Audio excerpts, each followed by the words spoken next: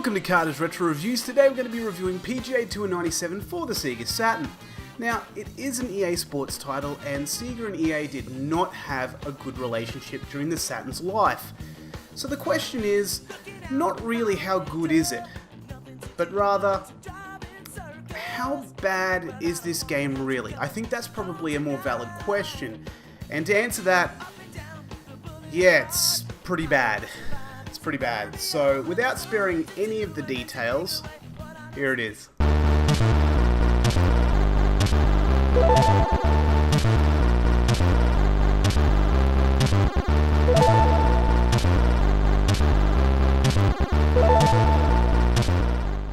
Recently I've gone through all my golf games and have compared them against each other. This was to give me some point of reference in what to look for in a golf game, as I have a limited understanding on the game. Well, I'm proud to announce that out of every golf game, there was a clear winner and a clear loser. While actual golf was not that impressive graphically, it clearly had the best and most sensible options in gameplay, to give the player as close to 100% of the controls as you can in a video game. A surprise, no doubt. But this is not about actual golf, it's not even about the clear winner. It's about the clear loser, PGA Tour 97. I was about 20 minutes into playing and realised I spent the entire time struggling to get some grasp on how the physics worked.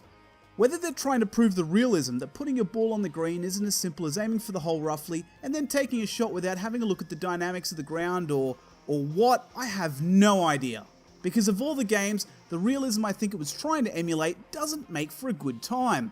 I played 4 of the golf games with a friend and I had to convince him to come back in an hour or so I could get some footage and a better handle on the game because neither of us were feeling it. So how does this game get it so incredibly wrong? The intro video was quite good and the menu presentation is not bad. It has this torn paper look to it and it doesn't really fill me with any kind of powerful emotion apart from, well okay, that's a thing. The one thing that was really noteworthy is the waiting times in between each menu. But as we go along, you'll note that waiting times seem to be a very common theme. Once we're in game, the presentation is not that great. It's kind of confusing to navigate around. I couldn't figure out how to get the overhead map over on the right hand side of the screen. I had a look in the limited amount of options, I pressed every button on the controller, no real mention of it in the manual apart from a passing mention it exists.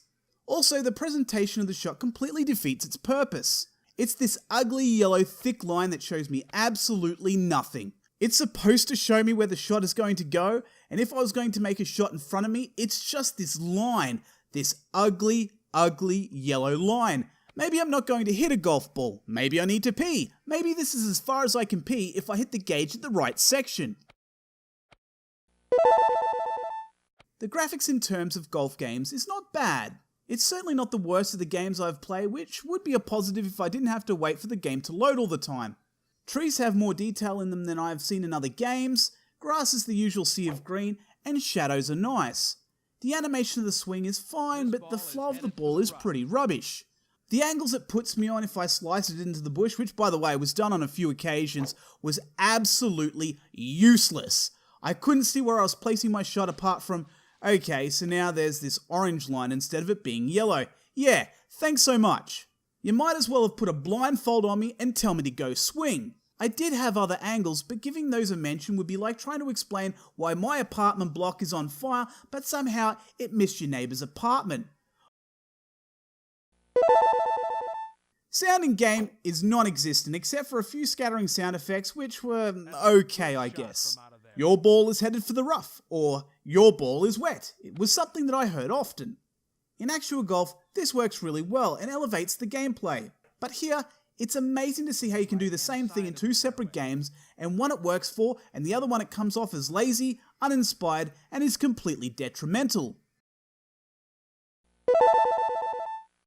Gameplay is absolutely abysmal. It's broken.